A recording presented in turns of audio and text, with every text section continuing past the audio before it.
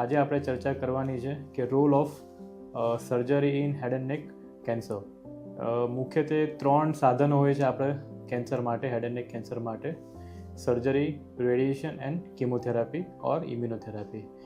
Surgery head and neck કેન્સરના treatment માટે ખૂબ ઉપયોગી સાધન છે અને one of the most important એક હથિયાર છે આપણા પાસે. ઓરલ કેવિટી તમે જોયો, જે રીતે મોઢાના કેન્સર, ગળાના cancer, surgery is number 1 treatment આપણે કરતા હોઈએ છીએ. એના પછી આગળની બધી ટ્રીટમેન્ટ કરતા હોઈએ છીએ.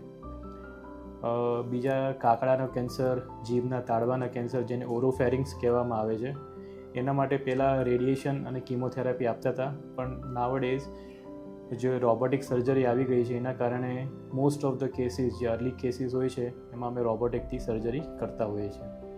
ત્રીજી આપણે ચર્ચા કરીએ સ્વરપેટી, જેને કહેવાય લેરિંગ્સના કેન્સરની. એટલે અર્લી સ્ટેજ જે લેરિંગ્સનું કેન્સર હોય છે, એમાં આપણે લેઝરથી સર્જરી કરતા હોઈએ છીએ અને એમાં બહુ સરસ રિઝલ્ટ આવતા હોય છે. એડવાન્સ કેસીસમાં આપણે રેડિયેશન અને કિમોથેરાપી આપતા હોઈએ છીએ. પણ એકદમ એડવાન્સ સ્ટેજીસ હોય, જે રીતે 4થા તબક્કાનું લેરિન્જલ કેન્સર, સ્વરપેટીનું કેન્સર, એમાં આપણે સ્વરપેટી કાઢી નાખતા હોઈએ છીએ.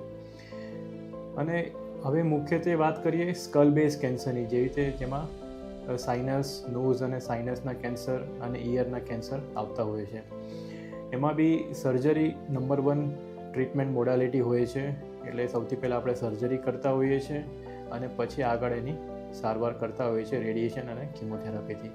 એટલે ઓવરઓલ તમે જોવા જાઓ છો તો હેડ એન્ડ નેક કેન્સર એક ટાઈપનું સર્જિકલ કેન્સર છે, જેમાં સર્જરીથી પહેલાં આપણે ટ્રીટમેન્ટ કરતા હોઈએ as a first step, then followed by other treatment modalities, જે રીતે રેડિયેશન અને કિમોથેરાપી આપણે વાપરતા હોઈએ છીએ. Thank you.